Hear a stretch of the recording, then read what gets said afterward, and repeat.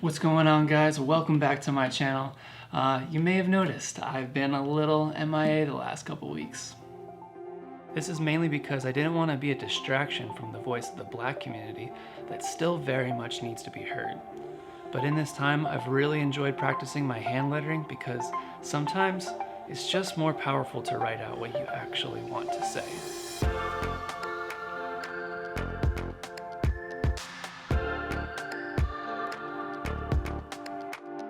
Alright guys, what's going on? My name is Jordan Fremgen. If you've never been here before, consider subscribing. I love to talk about design, photography, all sorts of things creative, whatever I get myself into.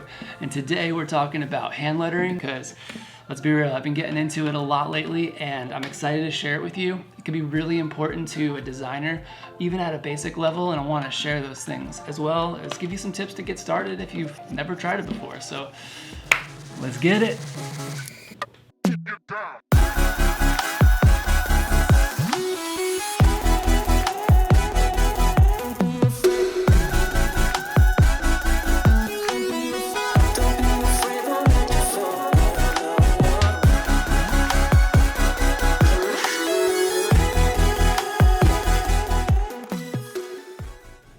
Okay, so I'm certainly no pro at hand lettering, and I'm not going to try to make this video seem like I am. I'm just the kind of person who's always trying something new, and more importantly, I look for the value in the things that I try to my craft, which is either graphic design or photography. And so that's what I want to talk to you guys about today in this video. Also, we'll get into some tips pretty soon about how you can up your game in hand lettering if you're interested in getting started, because I found some tricks that have really helped me get pretty good pretty fast. And that's not to brag, it's just to say I think I found a way to kind of get over a lot of those beginner struggles, and so we're going to get into that. But first, let's talk about what even is hand lettering and why am I stressing it so much? Hand lettering is not just having good handwriting. Trust me, I have terrible handwriting, but hand lettering is learning to draw your letters and look at them as shapes rather than actually writing them traditionally. Hand lettering was actually some of the first form of graphic design. Storefronts and shops all relied on hand lettering for their signage back in the day. I remember in high school I took an intro to architecture class. I know, kind of irrelevant, but maybe not, because I actually had to learn to draw my letters on all my blueprints with a ruler. So the point is, all professions have an appreciation for their roots.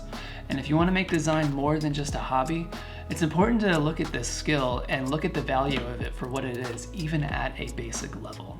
When I got started in design, my first clients were looking for logos because it was an easy gig to get. But back then there was one thing I wish I knew about, and that was the power of hand lettering and how that can make such an impact on my logo design. And that's just one example. Now, almost 10 years later, I'll be honest, logo design is just not my favorite thing to do anymore. But that's just because who likes looking through hundreds, if not thousands of fonts to find the right one? Not many people that I know of. But now I'm actually practicing hand lettering and getting super excited, and now it's actually making me more excited for my next logo design because I know it's just going to take my work to the next level, and that's what this is all about. But the best part is, you don't have to wait 10 years to figure that out.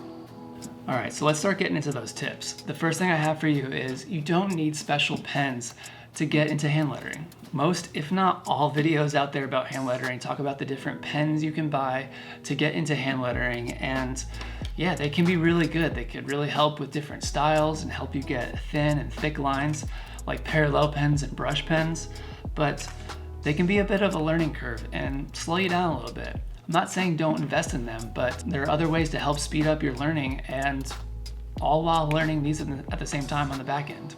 I'm still very much a beginner when it comes to these pens, and I just don't let it discourage me because I can still get really cool artwork with a pencil. The second tip I have for you is don't be afraid to use references for your artwork. I'll leave a couple links down below for different hand lettering artists that I absolutely love and get inspired by all the time so that you can get inspired too. And I'm not saying go out and copy some other artist's work straight up.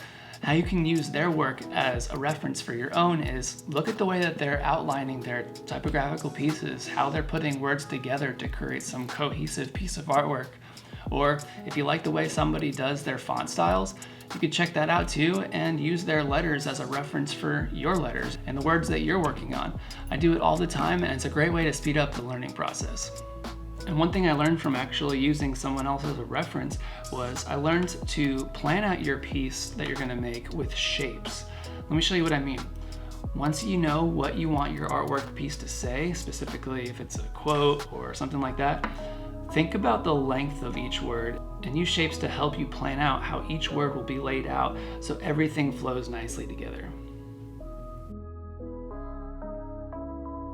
Pro tip, definitely consider using a ruler or maybe some grid paper. But I specifically like using a ruler because I can erase the guidelines when I'm done on seamless paper. The next tip I have for you is stick to a specific style of lettering in the beginning and get really good at it. In my first piece that I put out there on Instagram, I tried to incorporate a few different font styles for variety, but I noticed that my cursive was not very strong and looked kind of amateur. However, I liked the sans serif style and decided to pursue it for a while. Some may think I just settled for what was easy, and it's important to make sure you don't do that. But the trick is to continue practicing the hard stuff behind the scenes while still creating strong work you are confident in putting out there.